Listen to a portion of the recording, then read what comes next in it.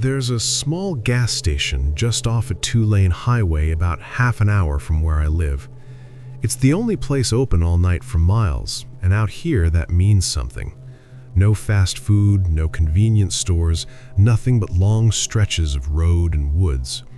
I don't go there unless I absolutely have to, but a few nights ago I didn't have much choice. It was a little after 2 a.m. I'd been driving back from a friend's place, already exhausted, when my low fuel light came on.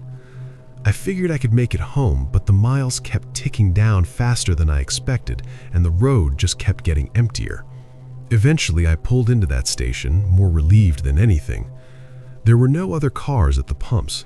The building itself looked half asleep, lights buzzing, one of the signs flickering on and off.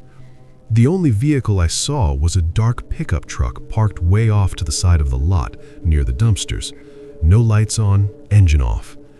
It looked abandoned, but something about the way it was positioned, not in a space, just angled awkwardly, made it feel off. I told myself it didn't matter and got out to pump gas. The air was cold and damp, and the silence felt heavy, like the kind you get right before a storm, except the sky was completely clear. Halfway through pumping, I glanced toward the truck again. Someone was sitting in the driver's seat. I hadn't noticed them before, but now I could see a silhouette, perfectly still. They weren't looking down at a phone, they weren't moving at all, just sitting there, facing forward. I tried to ignore it and focused on the numbers ticking up on the pump. When it finally clicked off, I got back in my car as fast as I could and locked the doors. I was about to pull away when I noticed the truck's headlights suddenly snap on. They didn't turn on gradually like normal, just instant, blinding light. I pulled out of the lot, telling myself it was nothing. Maybe they'd been waiting for someone, maybe they were just leaving too. But when I turned onto the highway, the truck pulled out behind me. At first, it stayed a reasonable distance back, then slowly it started closing the gap.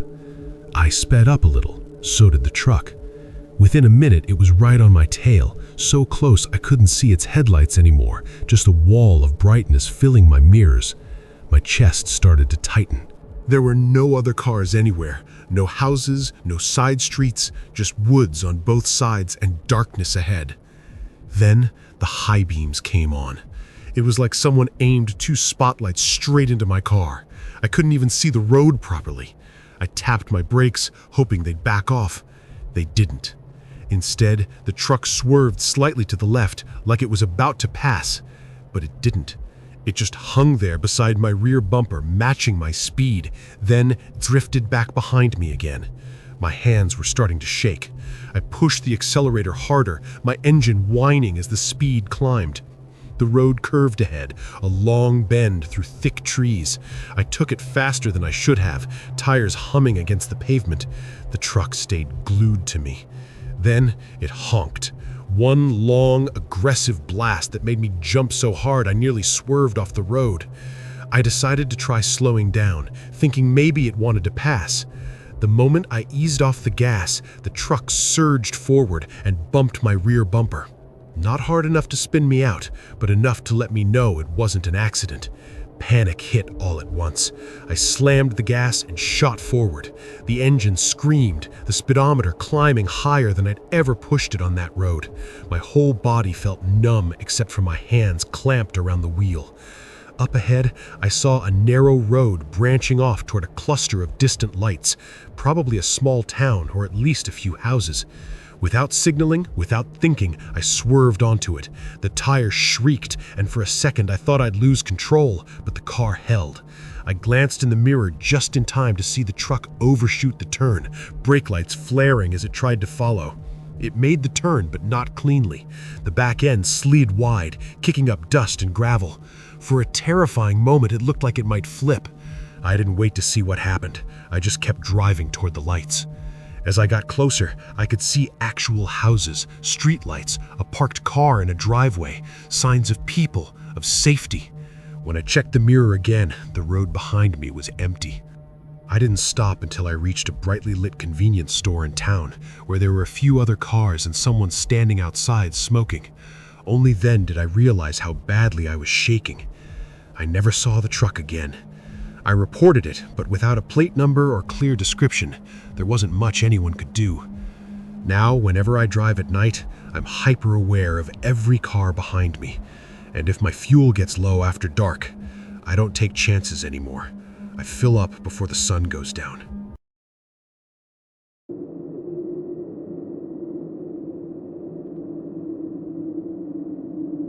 This happened in late 2021 when I was doing overnight contract deliveries for a private courier company. Not the usual packages either, mostly expensive equipment, confidential documents, things that had to move fast and quietly. Sometimes I drove with a partner, but that night I was alone, covering a long rural route across northern Nevada. The job paid well, but the hours were brutal. You'd spend entire nights on empty highways with nothing but the hum of the engine and whatever you had playing through the speakers to keep you awake. Around 2:30 in the morning, the caffeine was wearing off and my eyes were starting to burn. I hadn't seen another car in close to an hour. That's when I noticed headlights reflecting off something up ahead on the shoulder. As I got closer, it turned into an older silver sedan with its hood popped open and hazards blinking. The lights looked dim, like the battery was struggling. Someone was in the driver's seat, leaning forward over the wheel. I slowed instinctively, then reminded myself of the rules. We were told not to stop for anyone, especially in isolated areas. Too many things could go wrong, and the cargo in the back wasn't something you left unattended. I kept driving for about another 100 yards. Then I started thinking about what if that person was having a medical emergency. Out there, they could sit for hours before another vehicle came by. I sighed, checked my mirrors, and made a U-turn. I stopped well behind the sedan, keeping my engine running and doors locked. For a few seconds, nothing happened. Then the driver's door creaked open and a man stepped out. He wasn't waving or calling for help, he just stood there for a moment, then started walking toward my passenger side. Something about the way he moved made me uneasy. Slow, controlled, not panicked at all. I cracked the window just enough to speak and asked if he needed help. Instead of answering right away, he leaned slightly and looked past me into the back of my vehicle. Not at me, at the cargo area. That sent a chill straight through my chest. Finally, he asked if he could give him a ride to the next town. His voice sounded flat, almost emotionless. I told him I couldn't do that, but could call roadside assistance. He didn't react. He just kept staring inside. Then I noticed movement in my side mirror. Another person was coming up behind my SUV from the darkness, not from the broken car. They were moving fast, heading straight toward my driver's door. My stomach dropped. I hit the window switch, threw the car into drive, and slammed the gas. Gravel sprayed everywhere as the tires spun. The man beside my window smacked the glass hard as I lurched forward, but I didn't look back. In the rearview mirror, I saw both figures running. A second later, the sedan's headlights snapped on. It accelerated way too quickly for a car that was supposedly broken down. Within seconds, it was right behind me, high beams flooding the inside of my vehicle with blinding light. My speed climbed past 80, then 90, but they stayed right there. The road started winding through low hills, leaving nowhere to pull off.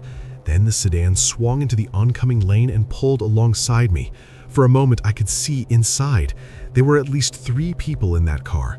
The passenger leaned halfway out of the window holding something long and dark, looked like a tire iron.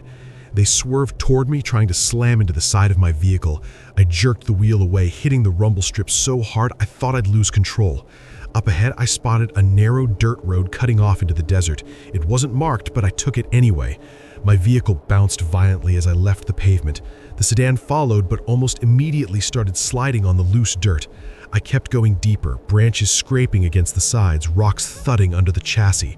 After about a mile, I killed my headlights and rolled behind a large dirt mound left from some kind of construction work. Then I shut off the engine. Everything went completely silent. A few seconds later, their headlights swept across the area as they drove past on the main track, not slowing, not stopping. They just kept going. I stayed there in the dark for at least 20 minutes, barely breathing, listening for any sound of an engine coming back. Nothing did. When I finally crept back to the highway, the road was empty again, like none of it had happened. I finished the delivery just before sunrise. The guy receiving it asked if I was okay because I apparently looked like I'd seen a ghost. I told him I hit a deer on the way in. He nodded and didn't press further. I never told my company what happened. Technically, I wasn't supposed to stop in the first place, and honestly, I didn't want to answer questions about why those people were so interested in what I was carrying. All I know is that their car wasn't broken and they weren't stranded. And if I had unlocked my door, I don't think I would have made it back out of that desert.